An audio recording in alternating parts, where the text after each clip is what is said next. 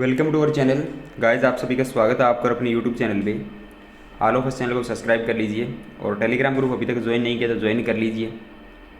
वहाँ पे बहुत सारे पीडीएफ्स आपको फ्री में मिल रहे हैं और जो भी इंपॉर्टेंट चीज़ें हैं वो आपको मिलती है वहाँ पे, तो लिंक डिस्क्रिप्शन में दिया हुआ है, जाके चेकआउट कीजिए। एसबी क्लरिकल एग्ज़ाम की अगर बात की जाए तो लास्ट 10 डेज आप लोगों के पास बचे हुए हैं। देखिए, ये तो पहले से ही पता था कि एग्ज़ाम इस डेट को होने वाला है, तो अब अगर किसी ने प्रिपरेशन नहीं किया ढंग से तो उसके लिए थोड़ी सी मुश्किल हो सकती है। पर जितने भी स्टूडेंट हमारे चैनल से जुड़े हैं उनको पहले से ही पता थी ये चीज़ें, तो उन्होंने ये प्रैक्टिस जो अपनी रखी और एक अच्छी प्रिपरेशन आज उन लोगों की है।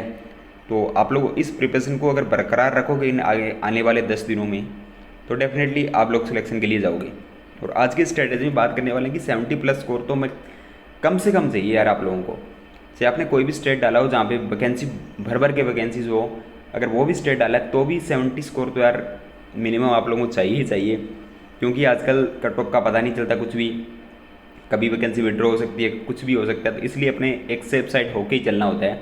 तो 70 स्कोर मैं मानता हूँ अगर आप लोग बिना इंग्लिश के करते हो तो भी आप लोग मैक्सिमम 65+ कर सकते हो, क्योंकि मैथ्स और रीजनिंग वहाँ पे 70 मार्क्स की आती हैं। और मैथ्स और रीजनिंग जो आती है आपकी वो ईजी टू मॉडरेट आती है, हार्ड नहीं आती वहाँ पे। अगर आप बात करोगे कंपेयर टू मॉक टेस्ट, तो मॉक टेस्ट कुछ एक मॉक टेस्ट है जो बहुत ज़्यादा हार्ड अपना पैटर्न रखते हैं, कुछ एक मॉक टेस्ट है जो बहुत ज़्यादा ईजी अपना पैटर्न रखते हैं। अब इनके मिडिल में एग्ज़ाम आएगा आपका, ना तो ज़्यादा हार्ड होगा ना ज़्यादा ईजी होगा, एक मॉडरेट एग्ज़ाम आप बोल सकते हो, क्योंकि शिफ्टें ज़्यादा है। अब 10 को भी है, 11 को भी है, 12 को भी है, शायद 13 को भी है, तो इतने दिनों में अगर 4-4 शिफ्टें भी है तो कैंडिडेट ज़्यादा हो जाएंगे, तो उनके लिए नॉर्मलाइजेशन फैक्टर भी लगेगा। तो ये तो चलो बात की बात है। अब 10 डेज में आप लोगों को करना क्या है वो देख लेते हैं।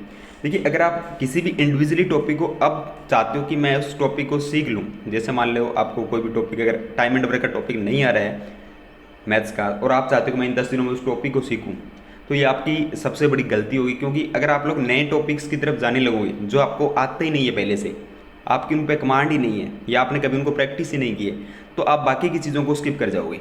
अब आप लोगों को करना क्या है, चाहे आप लोगों का रीजनिंग सेक्टर स्ट्रॉन्ग है तो आप लोग उस पर ज़्यादा मेहनत कीजिए।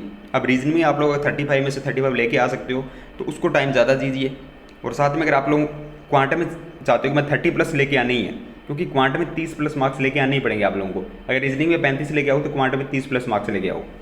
इसके लिए आप लोगों को करना क्या होगा, डेली बेस पे कम से कम 2 मॉक टेस्ट आप लोगों को लगानी है। आगे आने वाले 10 दिनों में कम से कम डेली 2 मॉक टेस्ट लगानी है। अब ये नहीं है कि मॉक टेस्ट कंटिन्यू लगानी है, एक मॉक टेस्ट आपने सुबह लगाया, एक मॉक टेस्ट आप लोग शाम को लगाइए। और इतना जो टाइम बीच में होगा आप लोगों के पास, उसमें आप लोग उस मॉक टेस्ट को एनालिसिस करोगे, कंप्लीट एनालिसिस करोगे। और कुछ नहीं करना कि मॉक टेस्ट में मैंने जो जो अटैम्प्ट्स किए हैं उनमें क्या क्या गलतियाँ हुई है, कौन सा जो मेरा स्ट्रॉन्ग सेक्शन था उसमें मैंने गलती कर दी, और कौन सा जो मेरा वीक सेक्शन था जो मेरे को आता ही नहीं उसको मैंने स्किप किया है और उसमें मैंने टाइम वेस्ट नहीं किया। क्योंकि IBPS या SBI का एग्जाम ही ऐसा होता है जहाँ पे अगर आप लोग स्किप करना सीख जाते हो, यानी टाइम की बचत करना। अब टाइम एंड वर्क का क्वेश्चन आपको आता ही नहीं है और आपने उस पर लगा दी 30 सेकंड, तो वो 30 सेकंड अगर आप लोग नंबर सीरीज पे देते तो मैं भी आपकी नंबर सीरीज वहाँ पे 1 नंबर दे के जा सकती थी। तो ये होता है सबसे बड़ा लॉजिक कि मॉक टेस्ट लगाने का फ़ायदा क्या होता है कि आप लोगों को जो क्वेश्चन आ रहे हैं सिर्फ उन्हीं को टाइम दो।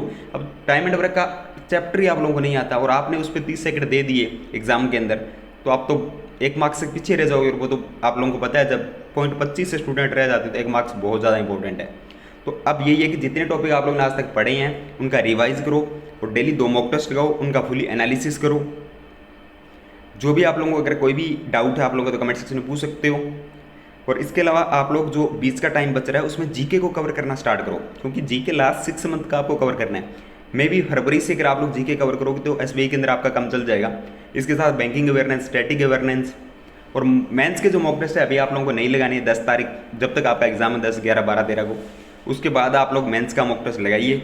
और मैक्सिमम आप लोग अगर 5 से 7 या 10 मॉक टेस्ट मेंस के लगा लोगे तो सफिशिएंट रहेगा। और 13 के बाद मेरे को लगता है 31 तक आप लोगों के पास 20 दिन का समय होगा, तो उस 20 दिन में आप लोग मेंस के मॉक टेस्ट लगा सकते हो। तो इन 10 दिनों के अंदर सिर्फ आप लोग को 2 मॉक टेस्ट डेली, उनका फुली एनालिसिस, करंट अफेयर्स जो आप लोगों का चल रहा है वो डेली बेस पे, और पिछला कोई 1 वीक रिवाइज कर लेना साथ में। इसके अलावा जो भी टॉपिक आप लोगों को लग रहा है कि मेरे एवरेज टॉपिक है उनमें मेरे को इस टाइप के क्वेश्चन एग्जाम में आते हैं और इस टाइप के क्वेश्चन में मेरे को दिक्कत हो रही है, तो सिर्फ उन्हीं क्वेश्चंस को आप लोग प्रैक्टिस कीजिए। अब ये नहीं कि पूरा पूरा चैप्टर ही आप लेके बैठ गए, तो वो चैप्टर आपका 2 या 3 दिन में कंप्लीट होगा। इतने में आप लोग जो पजल्स आप लोगों की है, जो आप लोगों का DI सेक्शन है, नंबर सीरीज है, जो आपका स्ट्रॉन्ग सेक्शन है वो भी वीक हो जाएगा। तो जो स्ट्रॉन्ग सेक्शन है उसकी आप लोग ज़्यादा प्रैक्टिस कीजिए, और जो सेक्शन आप लोगों को लगता है कि इसमें मेरे का एवरेज रह रहा है, थोड़ी बहुत दिक्कत आ रही है, तो उस सेक्शन को थोड़ा बहुत आप लोग साथ में लेके चल सकते हो। तो ये स्ट्रेटेजी आप लोगों की होनी चाहिए आने वाले 10 दिनों में।